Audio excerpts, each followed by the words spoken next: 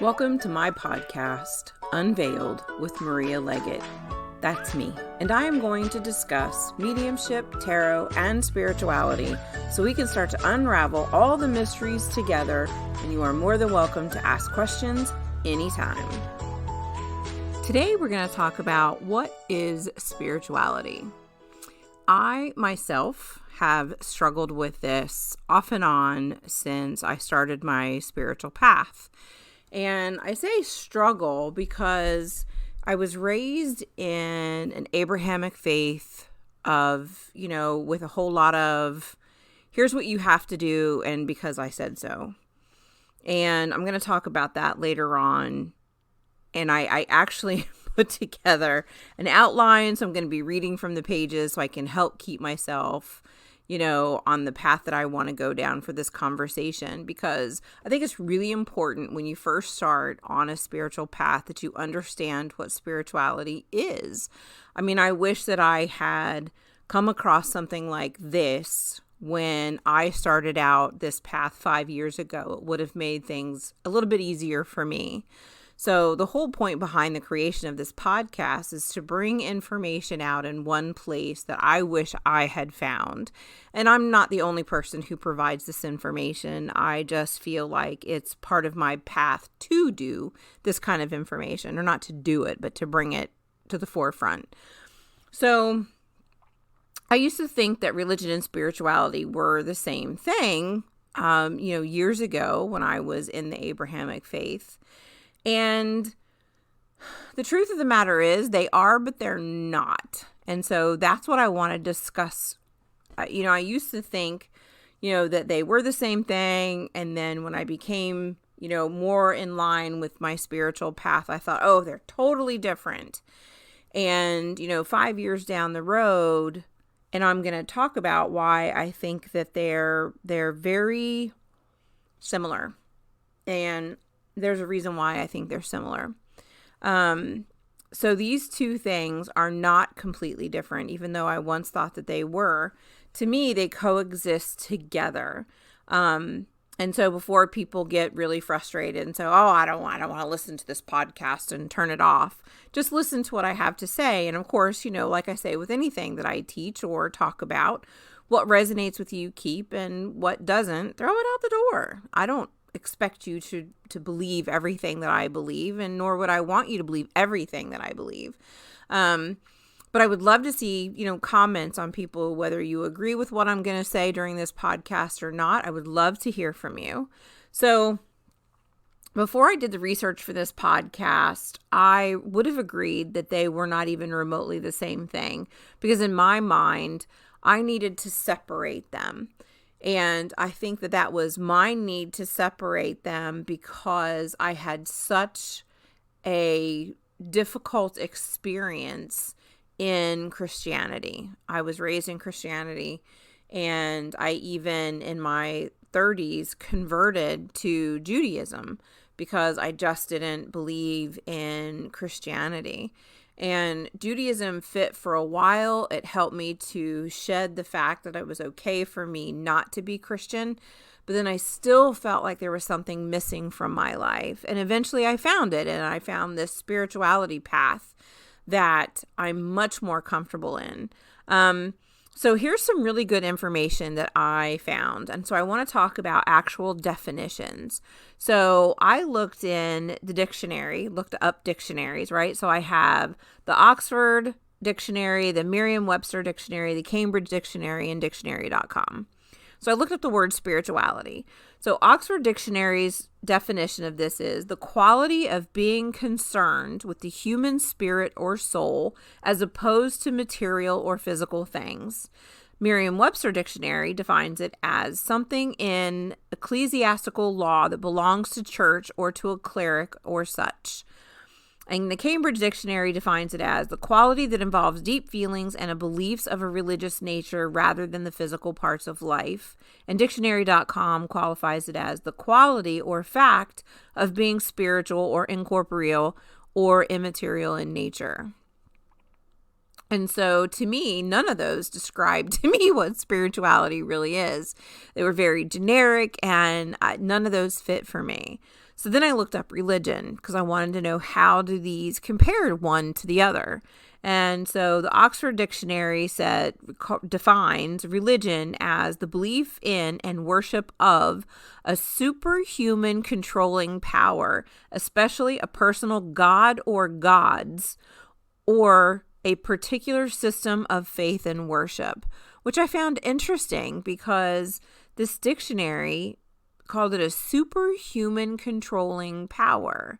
Now, of course, if you believe in God or if you believe in any kind of deity, you know that it's superhuman. But I found it interesting that a dictionary defined it that way, especially that it said a god or gods. And I like how they defined it as personal. So it's whatever you believe, which is true. Merriam-Webster then goes on to define it as the service and worship of God or the supernatural.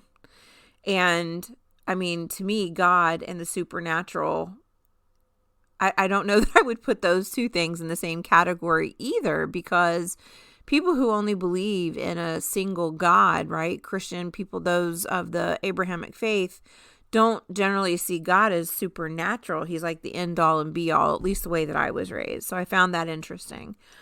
The Cambridge Dictionary defines religion as the belief in and worship of a god or gods or any such system of belief and worship. And then dictionary.com calls it a set of beliefs concerning the cause, nature, and purpose of the universe, especially when considered as the creation of a superhuman agency or agencies, usually involving devotional and ritual observances and often containing a moral code governing the conduct of human affairs. And I can totally see religion being exactly that, right? And so that's actually what I was looking for, was the dictionary.com definition of religion, which sealed this for me. Because as I read that, right, so you're looking at this, it's a set of beliefs concerning the cause and nature and purpose of the universe. So to me, beliefs are a feminine aspect, right? Because it's a belief system. Or it's not a system, sorry, it's a set of beliefs. And then you're talking about the devotional and ritual observances, and that's the masculine. So for me, I was like, oh, this huge light bulb popped off for me, right? Where to me, spirituality and religion are like yin and yang, feminine and masculine. Both are needed in order to be in balance, right? You don't want to have one without the other. And so spirituality would be the feminine, where I would see religion as the masculine. This is the way you define how it needs to be done, the specific things that need to be done. So spirituality is the belief that you have, and the masculine would be the religion and the way that it's carried out. And so I found this very interesting, that, the religion is the practice of putting the beliefs to use. And I think that's where the more Abrahamic religions have very specific ways. And of course, it's not just Abrahamic, right? We're talking about specific portions of Wicca and whatever you're in, whatever religion you're in, they have a very specific set of ways in which you are to embrace your faith. So there's a way to pray, and there are certain things to do. And I'm thinking, in the Jewish faith, there's a minyan where you have to have 10 men in order to be able to pray. And there are no women allowed in this. It's just the 10 men. And so that to me is religion, because that is a very specific way that you have to do it. And I found that completely interesting. And so when I started to delve further into this and start to do more research, I found this great website, and it's called ideas.org.au. So the AU means it's associated with Australia. And what they describe religion as is a specific set of organized belief and practices usually shared by a community or group, which I completely agreed with. And then they described spirituality in a way that I absolutely loved, which is Spirituality is more of an individual practice and has to do with having a sense of peace and purpose. And I totally resonated with that definition. They also said that it relates to the process of developing beliefs around the meaning of life in connection with others. And so I thought, oh, I'm really onto something here. I really liked this website. And as I delved further down into this site, it was more like a very public website that housed a lot of information, but I loved how much information they had on spirituality here. So from this same website, I found different types of spirituality, which I would have never thought to look at. Different types of spirituality. I mean, to me, isn't it just spirituality? And so I really like the definitions that they put out there. So the first definition that they had is mystical spirituality, which is based around a desire to move beyond the material world, beyond the senses, ego, and even beyond time.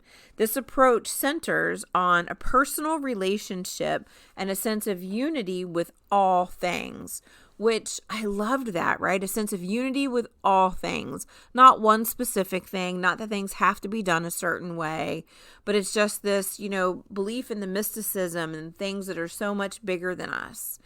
And then they had a description of authoritarian spirituality, which is a particularly strong form of spirituality based around the need for definition and rules. So to me, that type of spirituality is more about a religious practice. So authoritarian spirituality, I would look at as religion. And then we had a third one, which is called intellectual spirituality, which focuses on building knowledge and understanding of spirituality through analyzing history and spiritual theories. The approach can be found in the study of religion, also known as theology. So I love that because it's, if you're talking about tarot, you're talking about the suit of swords, right? So it's like the research and the intellectual properties of spirituality, because you're building your knowledge based on the things that you find and looking at history. The easiest thing I can think of, which comes to my mind, just because probably I watched a couple of episodes today, would be Ancient Aliens, where you look at all these historians talking about things that they find in the Vedas, and they find digging in certain geological areas and all of this fact-based information. So that would be intellectual spirituality, which I think is great. And then we have service spirituality. Service spirituality is a common form of spirituality in many religious faiths. This is predominantly built around serving others as a form of spiritual expression. I was taught by two spiritualist ministers in doing mediumship. So I teach based on the way that I was taught, and I'm very comfortable with it. And one of the things that I don't want to say pounded into, but one of the things that they really stressed as very important is that being a medium, you are here to be of service to others. You're here to be of service to spirit, and you're serving your client by bringing the messages from spirit to your client. So I love the idea of the service-based spirituality, because you're serving spirit and serving spirituality by helping others, which I love. And then the last one is social spirituality, which is often practiced by people who experience a spiritual feeling in the company of others. Social support is often seen as one of the important aspects of spirituality in general. And so, immediately my contradictory side, I can't even think of the term now. The devil's advocate, that's the word I was looking for. So my devil's advocate comes in and says, okay, but wouldn't social spirituality, because you're talking about people who experience a spiritual feeling in the company of others, wouldn't that be like going to church?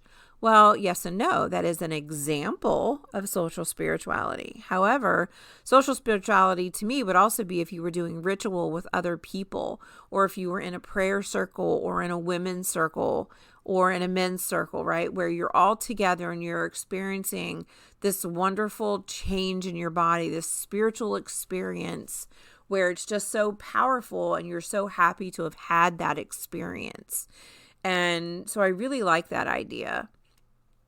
So for me, I think I would probably look at a combination of the mystical spirituality and the service spirituality with probably a dash of the social spirituality thrown in. Because there are times when I do ritual with other people, but for the most part, I'm pretty much a solo practitioner. I do my own thing, and I really enjoy doing it that way because I'm not stuck with somebody saying to me, here's how you have to do something.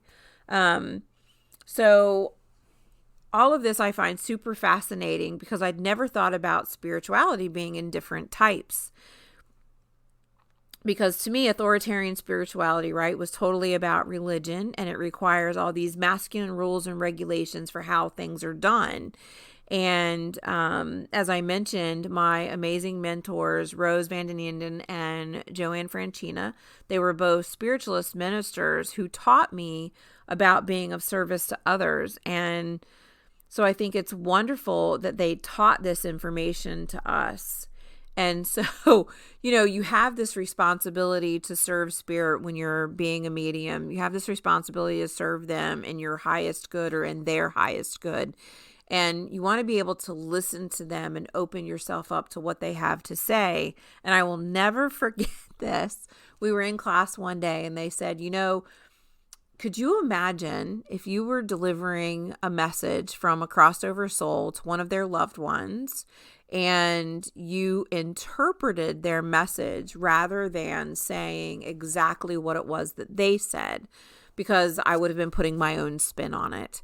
And so they said, could you imagine if you interpreted their message, and then when you crossed over, that spirit met you and came up to you and said, hey, that time when you were delivering this message, you didn't listen to me. You didn't say what I wanted to say. And I thought, oh my God, that's such a huge responsibility. And that really helped me to decide, that I don't want to try and translate things for people anymore. I'm just going to give you what I get. And I think with spirituality, we have to live our lives that way, right? Do things that make you comfortable without letting somebody else's translation affect how you move forward. And I'm not sure that I explained that appropriately. For me, that translation would be, I don't want somebody who believes in this, organized religion to come and tell me, well, this is how you have to do this. I'm like, but that's not how I understand it. Because I see some things in the Bible very differently than what the Christian religion wants to believe, because you have to understand that the Bible was actually written in Hebrew, and that means that you're requiring someone to translate it into English. And the Hebrew language doesn't have all the idiosyncrasies that the English language has. And the way that the rabbi explained it to me, so when I converted, I had this amazing rabbi named Rabbi Wisnia in New Jersey. And Rabbi Wisnia explained it to me. He said, so let me give you an example of how the difference between the Hebrew language and the English language work. He said, if you said to somebody, they were walking, they asked you for directions and said, hey, how do I get to XYZ store?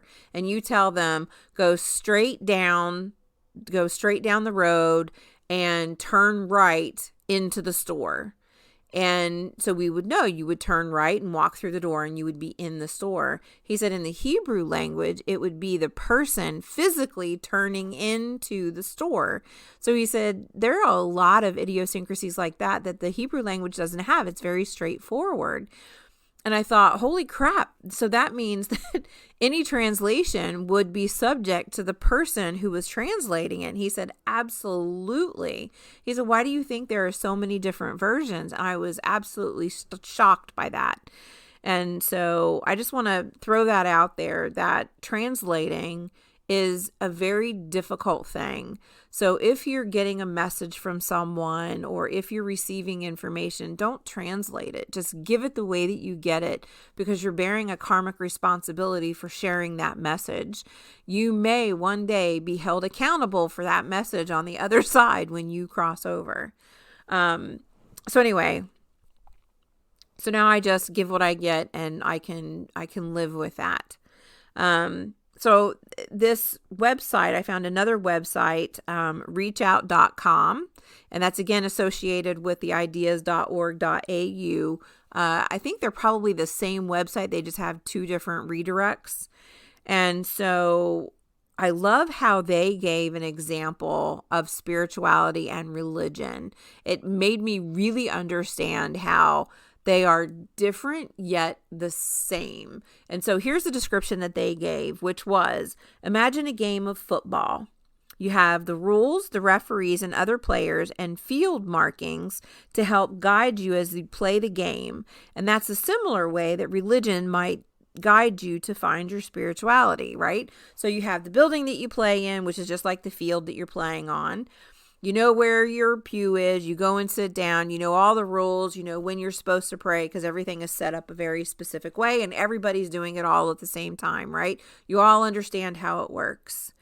However, now imagine taking that same football or a soccer ball and go to the park. Now start kicking that ball around without having to play on a very specific field or with all the rules and regulations, because now you're free, right?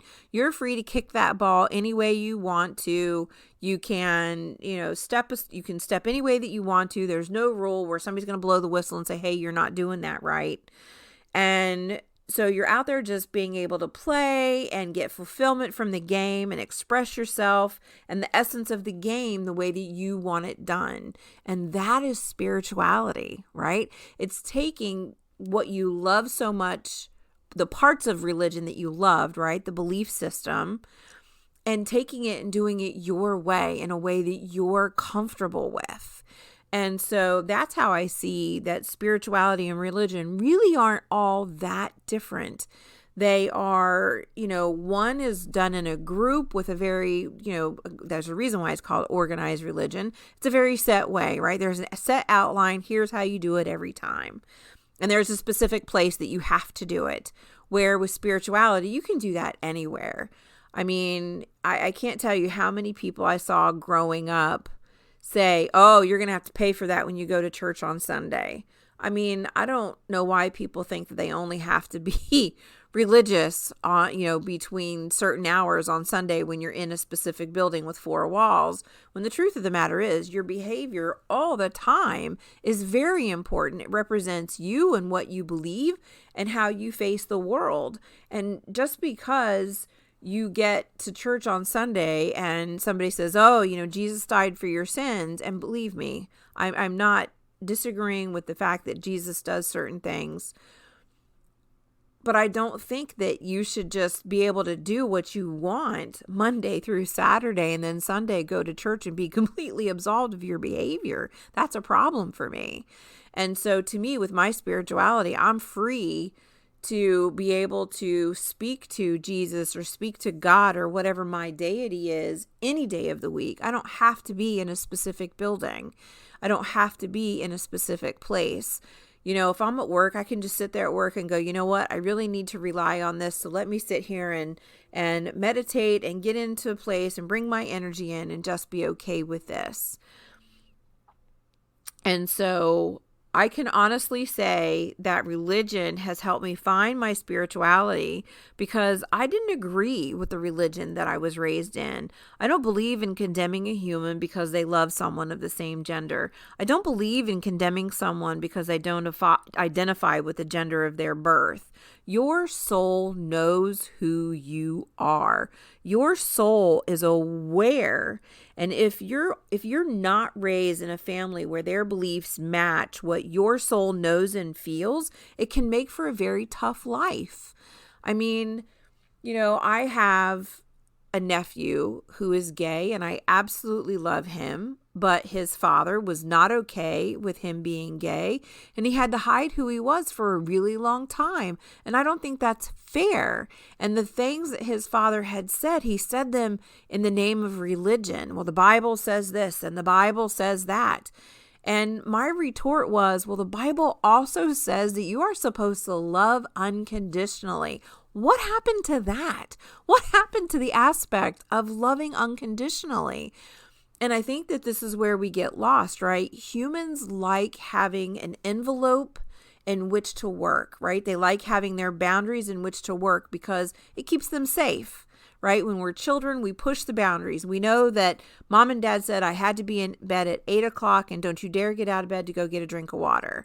Well, of course, 8:15, how many kids are sneaking out of their bed and going to get a drink of water? It happens, right? We do it because we push these boundaries, or we stay out a half an hour later than we were supposed to because we need to know that we're safe. And I think it's a little difficult for people to embrace the idea of spirituality because it's more free, it's more open, and they don't understand something that doesn't have all of these rules set in place to say, here's how you have to do this. This is the way it has to be done.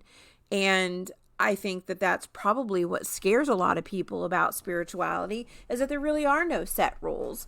And that's one of the things that I found very frustrating about spirituality when I first came into this path 5 years ago. I didn't understand what to do because I had been trained my entire life. This is how you have to do it. You have to have a routine, right? I had OCD when I was younger, up until my 40s. I mean, I literally would even take the path to work the same way every day. And if I didn't take the same path, I thought, oh my God, something's going to happen. I'm going to get a flat tire. Nobody's going to be able to find me, because that's what I was just trained to believe. You have to do things a certain way in order to stay safe. And so for me to be able to say that I have a spiritual path more so than a religious path, it's not so much that I don't have a religious path, because I do. I just don't feel the need that I have to do it in a building with, 500 other people, and we all have to do it the same way. I love being able to find other people who believe similarly to me. And I love to have somebody say, oh, I like how you do that, but here's what I do. And I think that that's really important. And I have found that a lot in the spiritual community with a lot of my friends. They're like, oh, I like how you do it. Here's how I do it. And I love doing that because it's a great learning experience for me to go, oh, that's really cool. So now I can take a piece of what they showed me and incorporate it into my practice. And I wish that more people were open like that. It took me a very long time to become this open to different things, because I was such a, literally like the horse with the blinders on. This is how it has to be. I have to walk this path. I can't see anything outside of my blinders. And, I look back and I think, how much of life did I miss because I was behind these blinders? And so I just want people to look at spirituality as this more open way of expressing your belief system. So that's why I think that they're a masculine and a feminine, right? There is a balance to it. I do find comfort in a routine, even in my spirituality. There's a certain thing that I do every day before I leave my house, and I do it the same way every day in the same order.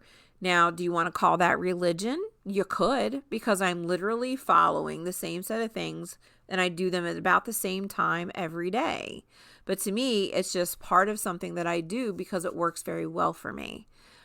And if somebody said, hey, why don't you add this to it? I would be very interested in that, because it's just me opening up and saying, oh, this might be beneficial too. And so, when I went to church, I had such an issue because I would always ask my mom or anybody else when I was in church, I'm like, why? Why do we do this? Why am I supposed to believe in someone that I can't see?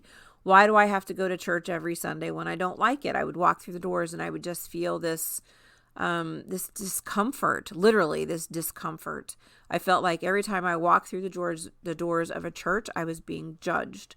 And I was being judged for the clothes that I had on. I was raised by a single mom. We didn't have a whole lot of money. So I didn't have, this big, beautiful, fancy wardrobe. And my granny went to this big church.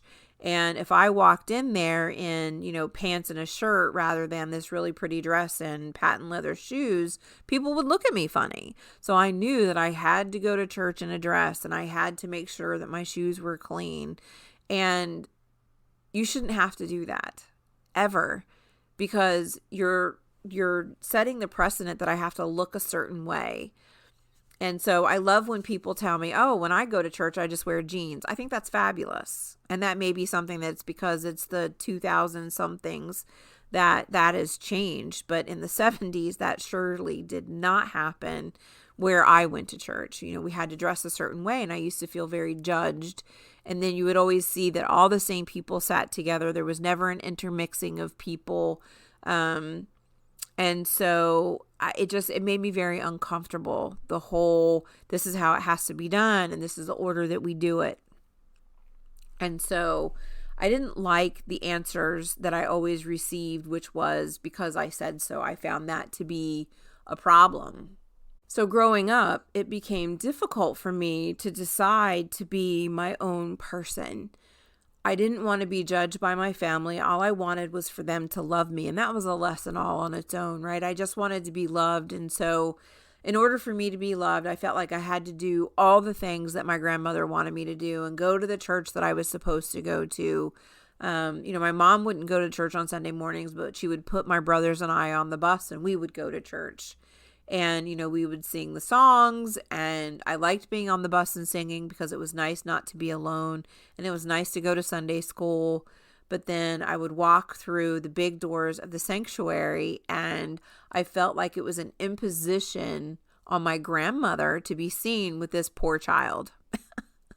And that may not be true at all. My granny may not have felt that way, but that's how I felt. And so this is why it's really important for people to recognize that, my feelings are my reality. So if that's what's happening to me, that's my reality. It may not have been her reality. It may not have been anything that she meant to do, but I always felt like I was in the way. And so even at church, I wasn't accepted. I was like the oddball out. And I know now that was clearly my path to be here so I could find my spirituality eventually. If I had been completely embraced by the church, would I have ever stepped outside of it? Probably not, because I just was so okay with being in the routine. So I was glad that it didn't work out that way. But we live in a time now where the world is in a complete upheaval because there are more people like me who are asking why. And we're saying, why do we have to stick to this basic belief system that we were raised in?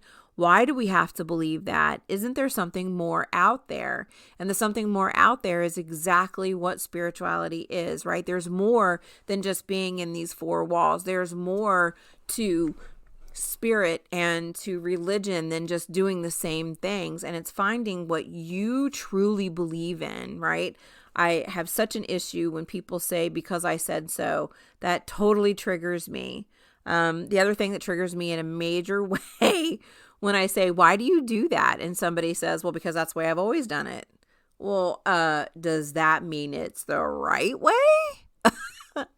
And that's one of the things I think that I love the most about spirituality is that there is no right or wrong way to do it. If you are comfortable with it, then do it.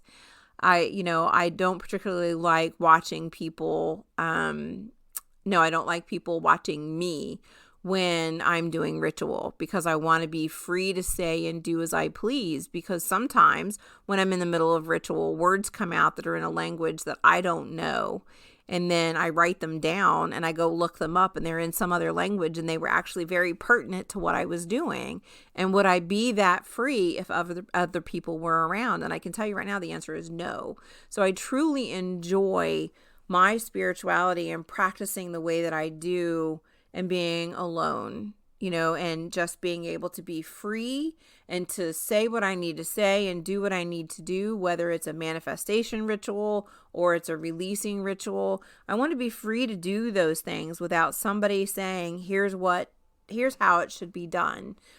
And I think that's one of the hardest things about becoming new to this path, which is, I even have people say to me, I don't know where to begin. What do I do? And you need to decide, what do you believe? What do you believe? And so I would recommend, if you're new to any path, right? If you just say, I know there's more than Christianity, I know there's more out there, and I just want to know what it is. Write down the things that you do believe. I always knew that there was something bigger out there. I knew that when I was fully in the moment with Spirit in church, that I was moved. I was totally moved. I would get goosebumps and it would just feel right. And then it's usually when my eyes were closed because I could feel Spirit near in that moment, right? And then I would open my eyes and I would see the structure and all the other things. And then my ego would step in and go, oh, but this is where you are. And it would cut me off from that. And so I highly recommend for anybody who's new to this path, or even if you're not new and you're just wanting to reevaluate things, write down what you do believe. Write down what resonates with you. And so for me, what resonated with me was to love everybody. Absolutely to love everybody. This is one of the things, again, when I was a kid, people would say to me, oh, I love you, I love you, I love you. And I would wrinkle my nose at that. And I used to get in trouble for not always saying it back. But I had such a hard problem telling somebody that I loved them if I didn't really love them. Because I was thinking it was this, intimate love, like the way that you would love your brother or the way that you would love your mom or your dad, that you had to like intimately know somebody that way. And that's not at all what it is. So for me, I will tell damn near anybody that I love them, because the truth of the matter is I love humankind. I would love my neighbor and honor them. I may not like everything that they do, and I think that that's okay. But unless you've done some horribly tragic thing, in which case you've probably done it because you weren't loved. And so that's when we need love the most. So I have no problem now with telling people I love you. And I will say I love you to people I've never met. I say I love you to my Facebook friends because I genuinely do just love humankind. There are some people there are some days that I'll say flat out, you know what? I can't people today. I love my dogs. Humans, I don't know so much about that. And, it's interesting. I took my granddaughter out for, was it dinner? I can't remember what it was, but we went out. Yeah, it was dinner. We went out to dinner last weekend, and she and my husband and I, we were all talking, and she looked at my husband and she said, Pop, I don't like humans. I love my dogs though. I love animals. Humans, not so much, but I love animals. And I thought, you know what? She's 7. She's 7. And she's already recognizing the discrepancy in humans and the way that they treat people. And she's recognizing that dogs will just love you whether you've had a good day or a bad day. They're not going to hold it against you. I have seen dogs who've been beat by their owners, and then an hour later will come and sit in that owner's lap and just ask for love. They just want to be loved. And it breaks my heart, that my 7-year-old granddaughter can say, I don't like humans so much, but I love dogs. I love animals. And when you ask her, why is that? And she goes, I don't know. They just love me no matter what. And what a profound statement from a 7-year-old. I mean, seriously, what a profound statement. And that's one of the things that I love so much about spirituality, is that I don't have to look at somebody else and say, or feel the need to say, am I doing this right? Because I know instinctively when I'm doing something, whether or not it feels good, if it feels right. So once you write down your list of what you truly resonate with, what you believe and what you like, start looking at that and say, okay, how can I incorporate parts of this during my day? I wake up, and every morning when I wake up, the very first thing that I say that pops into my head is, today is a good day.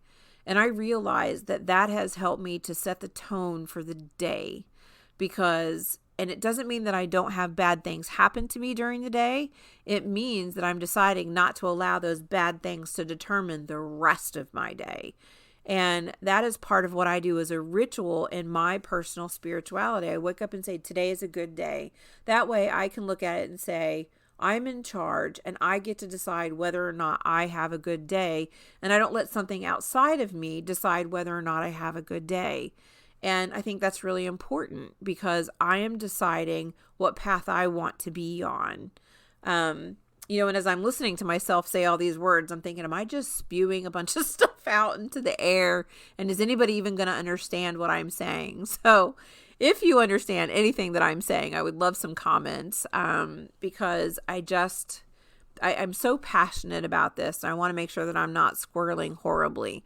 So write down the things that you resonate with, and then start deciding the things that you resonate with, start working them into your day. So I do the thing that I do in the morning, when I first get up, and then I go on about my day. And then there's something that I do specifically for ritual to, thank the universe for the things that I have. And then I go to work, and every day before I go to work, I stop at Starbucks. And I stop at Starbucks and I get a chai tea latte. And I used to get it with pumpkin sauce in it. But of course, sadly, pumpkin sauce is out of season, but I have made my own. And so with the chai tea has some great spices in it. And I specifically call upon the essence of cinnamon and black pepper. And as I'm holding this chai tea from Starbucks, I didn't make it. It doesn't matter. But it's now in my hand. And I infuse that cup of tea with my energy. And I swirl it around to the right. So I'm going in the clockwise direction.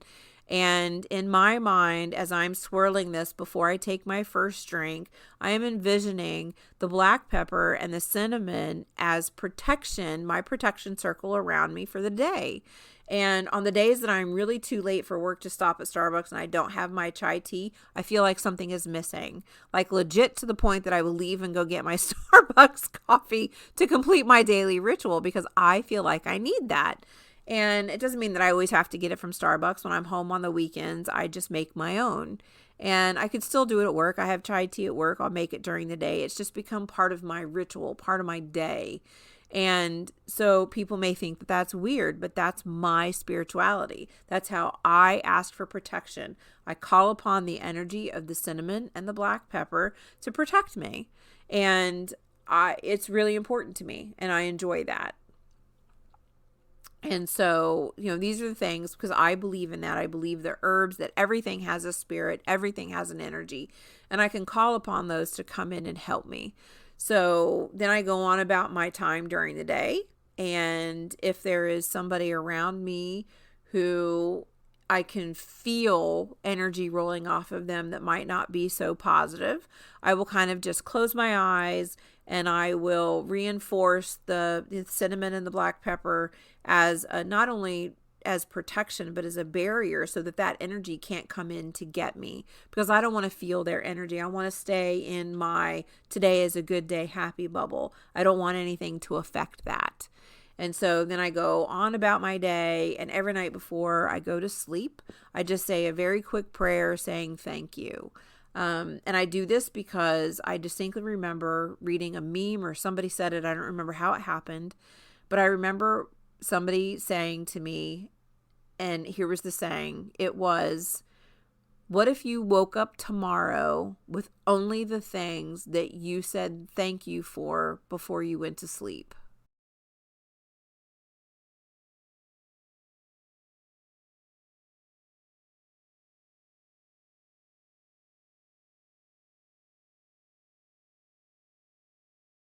And that was huge and profound to me. And so before I go to sleep at night, I thank the God and the goddess for my day. I thank them for my health. I thank them for being alive.